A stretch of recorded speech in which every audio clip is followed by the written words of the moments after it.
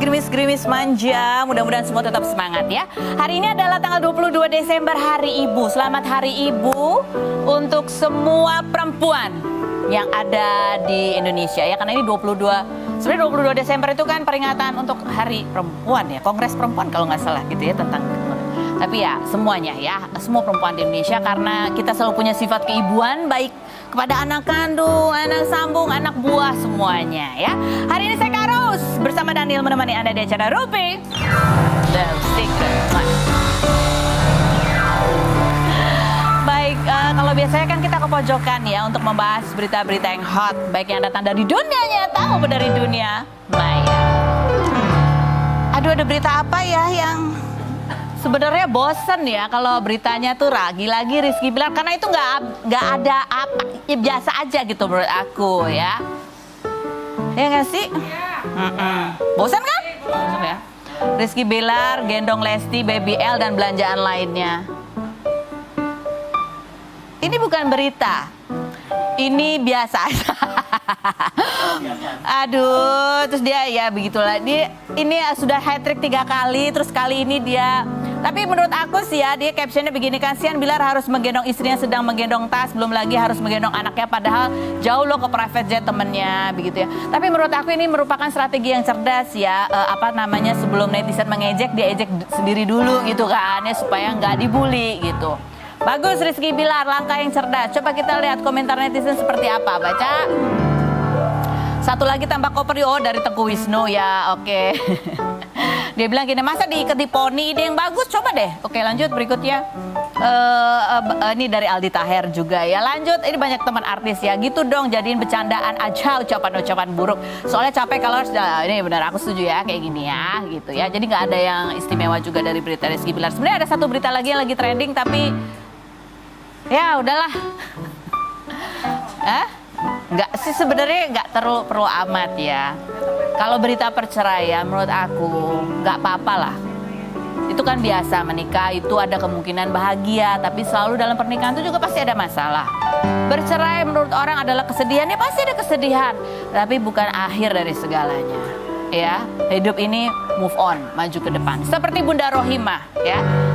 Walaupun pernikahannya itu penuh dengan onak dan duri, kita ikuti dari awal begitu ya. Perceraiannya juga, ya pernikahannya kedua juga. Sekarang dia memutuskan untuk fokus pada anak-anaknya. Tetap tegar untuk menghadapi yang di depan bersama anak-anaknya ya. Walaupun dalam keadaan kakinya juga masih belum sembuh betul. Seperti apa kisahnya di Hari Ibu ini? Kita lihat profilnya Mbak Rohimah dan putranya Awil berikut ini. Oke, sudah bersama dengan Mbak Rohimah. Ini bersama Awil. Ini Awil kan kemarin lulus SMA. Sekarang SMA. Terus katanya dapat beasiswa, betul ya di sekolah ini kebersamaan anak-anak juga, ini kebanggaannya ya, alhamdulillah. Ini dulu kan sempat Mbak Rohimah bersita-cita dia bisa dapat beasiswa juga kuliah di luar ya, di Turki. Iya. Tapi sekarang ternyata rezekinya beda. Alhamdulillah, beasiswa full banget sih enggak. Cuman dapat keringanan per bulannya 350.000, tapi semuanya bebas. Kayak baju, seragam, masuk. Aturan kalau masuk itu kan aturannya 50 juta. Alhamdulillah. Kan itu di international school. Oh, alhamdulillah. Gimana rasanya kuliah sekolah di international school dengan keringanan? Alhamdulillah seneng sih bisa dapat lingkungan yang baru ya pertama. Yang kedua lebih apa ya? Lebih enak aja sih karena lebih enak karena kita kan nggak perlu mikirin biaya yang lebih banyak gitu, kayak fokus aja ya, belajar. fokus sama belajar. Sama lebih stres karena nilai dituntut. Oh, lebih stres, bagus ya. Karena kamu dikasih fasilitas, ada tuntutannya gitu ya. Tuntutan, aduh pusing banget. Beneran. Tapi ini kan lingkungan baru kamu bilang gitu. Mereka tahu nggak kalau kamu anaknya Mbak Rohimah dan Awalnya nggak tahu. Awalnya nggak tahu. Terus? Awalnya nggak tahu. Saya nggak ngasih tahu. Tapi ada beberapa guru yang tahu, terus kayak dikasih tahu gitu ke anak-anak. Terus saya kayak ya udah nggak apa-apa. Nggak apa-apa. Terus mereka suka godain kamu apa? Enggak sih, nggak digodain. Baik ya, lingkungannya juga cocok sama kamu. Cocok buat saya. Alhamdulillah ya. Ini ada postingannya Mbak Rohimah di Hari Ibu nih. Coba kita lihat mana postingan captionnya. Ada? Nggak ada. Oh nih. Belum ya Mbak Rohima ini kan, Ya. ya ini kita di Hari Ibu ya. Mbak Rohima kan sebagai ibu dengan anak-anak, dengan perjalanan membesarkan anak-anak, dan Mbak Rohima sendiri menghadapi kehidupan yang tidak mudah. Iya. gitu ya. Kak Feni tahulah dari awal kisah saya seperti apa. Apa ya, untuk ini kan sudah 2 tahun perceraian saya sama Bang Kiwil, 8 bulan perceraian saya sama Turki gitu kan. Alhamdulillah semua saya hadapi dengan sabar, ikhlas. Apa sih arti lebih anak-anak? semangat. Arti anak-anak ini kehadiran anak-anak itu buat Mbak Rohima sebagai ibu. harapan tua saya banget. Harapan tua. Harapan tua saya banget. Maksudnya gimana? Ya mungkin penyemangat hidup saya banget. Terus Alhamdulillah. candaan saya juga di rumah, kan saya lebih curhatnya lebih ke Awil ya gitu. Jadi kalau kita lagi curhat ya, kalau ketawa ya ketawa gitu. Kalau lagi serius ya berdua sama-sama ini aja sih. Awil sendiri memandang Mama panggilannya ya, Bunda. Bunda. Sosoknya seperti apa sih di mata Awil? Bunda ini sebagai sosok ibu yang apa di mata Awil? Ibu yang penyabar yang pertama, bisa ngehadepin Awil yang ya gitu deh, kayak nakal lah gitu. Bisa dihitungnya sebagai bocah yang bandel gitu. Nah, tapi Bunda bisa ngehadepin itu. Bunda Apa yang pernah Awil lihat yang sehingga Awil bisa mengatakan ini adalah Bunda yang hebat banget? Kamu ingat apa momen-momen apa? Kayak waktu itu Awil ada masalah gitu di sekolah. Awil lagi kalau dikatain terus sempat ada adu cekcok. Tapi Bunda malah ngewajarin itu, kayak Bunda tuh bilang ya gak apa-apa karena di situ tuh posisinya kamu nggak salah, jadi Bunda nggak bakal salahin kamu. Itu salah satu hal yang bikin Awil kayak oh iya ya Bunda tuh ternyata bisa ngertiin Awil lah, di posisi Awil kayak gimana gitu sih. Gitu. Kamu ingat momen-momen waktu kecil? Waktu Awil kecil gitu. Bunda tuh kayak sosoknya seperti apa sih? Bunda tuh sosok yang selalu ada buat Awil yang pertama. Karena kan dulu ayah kan sibuk syuting. Terus Bunda yang sering di rumah, Bunda yang sering nemenin Awil kemana-mana. Jadi Bunda tuh selalu ada lah buat Awil. Kayak dulu tuh setiap Awil jalan-jalan sekolah pasti di samping Awil selalu ada Bunda. Awil lagi ada lomba, ada kejuaraan, pasti ada Bunda juga yang nemenin Awil. Itu sih. Sekarang di Hari Ibu Awil mau ngomong apa sama Bunda? Apa ya? Ada ke Bunda dong. Terima kasih Bunda, udah nemenin Awil, udah bisa ngingetin Awil kalau misalnya Awil ada salah, udah selalu ada buat Awil. Udah the best, Bunda dunia Awil.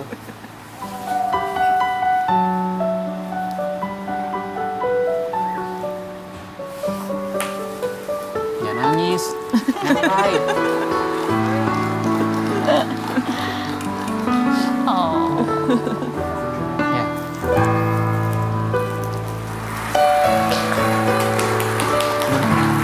Oh, makasih my sweetheart. Terima dong Bunda. Makasih sayang. Mahal loh ini Bun. Hah? Mahal loh ini Bun. Mahal. Mahal dari anak bontot yang sapian. Bunda Anak bontot Rohima. nggak jadi. Ini kan anak-anak Bunda Rohima dan Bunda pernah melakukan apa aja sampai menikah dengan pria Turki, pergi keluar. Itu semua karena anak-anak gitu ya. Sebenarnya nikah dengan pria Turki itu, maaf di sini saya ada garis besarnya ya. Bukan untuk mencari siapa yang untuk bertanggung jawab dengan anak-anak. Pertama awal nggak seperti itu gitu loh. Yang pertama itu saya hanya karena ini ibadah sebenarnya gitu kan. Makanya saya nerimain dia apa adanya, nerimain dia lahir batin gitu kan. Cuman pada saat itu kondisinya memang yang diharuskan saya harus berbagi dengan anak-anak gitu kan. Memang pada awal dasarnya saya mau berangkat juga, dia perhatian juga dengan anak-anak gitu. Karena pada saat itu pas momennya pas mau hari raya, ayah kandungnya tidak ada respon, jadi saya minta bantuan sama beliau. Ternyata kan posisinya pada saat itu memang lagi banyak yang harus dipertimbangkan gitu. Jadi salah paham aja gitu. Terus aku juga balik juga karena memang satu posisi aku harus 80%, 85% harus ke anak daripada ke suami yang Turki. Berarti ketika dihadapkan pilihan, anak tetap nomor satu. Anak harus nomor satu, gitu. Karena memang anak ini perjuangan hebat banget saya ya, gitu. Dan saya juga kan ngelahirin mereka ini kan butuh perjuangan juga, gitu kan. Jadi saya juga nggak mau menelantarkan mereka demi kebahagiaan diri saya sendiri. Saya nggak mau seperti itu, gitu loh. Jadi biarkanlah orang mau berbicara apa di luar tentang saya yang saya nikah lagi dengan orang Turki yang beginilah begitu, bodoh amat, whatever. Saya nggak butuh dengan orang itu berbicara apa gitu. Yang jelas Bunda Rohimah mengatakan melahirkan anak-anak dengan perjuangan. Wah, perjuangan banget. Apa yang salah satu momen yang Bunda ingat saat itu? Setiap saya melahirkan selalu tidak ada Bang Kiwil. Bang Kiwil selalu ada ketika saya sudah selesai. Hari itu memang saya kan kalau ngeliatin anak-anak selalu pagi. Jadi dia datang itu pasti kalau nggak sore malamnya gitu loh. Jadi kan perjuangan saya berangkat itu sampai saya mengeluarkan mereka itu Bang Kiwil nggak ada gitu. Paling ada ketika yang nomor 1 sama nomor 2. Itu pun juga kondisinya Bang Kiwil yang pertama lagi down, lagi susah, belum ada jadi artis. Yang kedua sudah jadi artis tapi saya sudah harus berbagi gitu kan. Jadinya tidak harus standby di rumah sakit ketika saya melahirkan mereka. Jadi benar-benar saya merawat mereka benar-benar memang sendiri gitu. Begitu saya sampai di rumah juga Bang Kiwil langsung mental ke istri kedua gitu kan. Jadi perjuangan hebat banget saya. Jadi kalau saya menelantarkan mereka, aduh kayaknya batin saya nggak bisa deh gitu. Ini ada postingan juga nih, Mbak Rohimah. Aku ingat bahwa ketika Mbak Rohimah pulang ke Indonesia, kemudian bertekad buat anak-anak, ayo kita jalan sama-sama. Iya. Gitu. Dan ini salah satunya ya. Bismillah, yuk Pesti, kunjungi dan rapatkan barisan ya ke Jalan Andara, tempat jogging di sana. Jadi abang kerja di jauh di Pontianak. Bang kerja di Pontianak. Awil sering bantu-bantu jualan frozen food. Si kakak sering jualan Jualan punya juga. orang-orang. Cemilan-cemilan gitu. juga gitu ya. Cemilan, gitu. Dan Bunda juga masih jualan mangkok Masih sayur. jualan pada saat itu. Pada saat itu? Pada saat itu. Sekarang? Pada saat belum operasi ya. Sekarang pas habis operasi yang kedua ini, saya mungkin 4 bulan tidak. Anak-anak juga nggak ngasih dulu karena memang benar-benar bed rest banget 4 bulan ini supaya kedepannya saya tidak harus operasi lagi gitu. Awil sendiri ngeliat gimana nih? Kan Bunda kan kakinya memang udah lama nih ya. Kalau mesti harus masak, kerja berdiri gitu kan, ya kumat lagi. Iya. Kamu ngeliatnya sendiri gimana sih perjuangan Bunda itu untuk survive? Sedih sih. Sedih banget kayak apa ya? Wah, Bunda tuh keren banget udah bisa survive buat anak-anaknya. Tapi aku sering ledekin Bunda juga sih. Bunda kalau jalan kayak lagi main tapak gunung, satu kaki doang gitu. Aku sering ngeledekin. Itulah. Pernah lihat Bunda nangis nggak? Pernah beberapa kali. Gimana tuh biasanya? Apa ya? Kalau misalnya Bunda lagi nangis tuh, Awil nggak mau negor, Awil nggak mau apa ya, nggak mau kayak langsung peluk gitu. Karena Awil ngerasa Bunda tuh butuh waktu sendiri gitu loh buat nangis. Jadi ya udah nanti Awil meluk Bunda tuh pas Bunda udah selesai, Bunda udah ngerasa baikan hatinya, baru Awil Awil datengin, Awil usap-usap. Apa yang paling bikin Awil sedih tuh kalau ngeliat Bunda lagi apa? Apa ya? Lagi kan Bunda keadaannya lagi kayak gini ya, jadi harus tiduran gitu, harus di kasur terus setiap hari. Itu yang bikin sedih sih, kayak Bunda yang biasanya keluar jalan-jalan, terus biasanya main sama teman-teman, Bunda kerja, terus tiba-tiba ngeliat Bunda kayak gini kayak sedih aja gitu. Bunda jadi nggak bisa ngelakuin aktivitas yang lain-lain yang biasa Bunda lakuin. Ini ada postingannya juga Bunda Rohimah nih ya. Ini salah satunya yang mau kita tanya nih, dari kontrakan rumah saya Jalan SD Melati 20 juta, minta 2 tahun. Ini masih aktif menawarkan karena Iya. ada banyak hal yang harus kebutuhan. banyak kebutuhan. Banyak BPJS BPJS pada saat itu alhamdulillah ada temanku yang baik banget ngebantu dia melunasi pada saat itu, orang Bekasi, namanya Mbak Eti.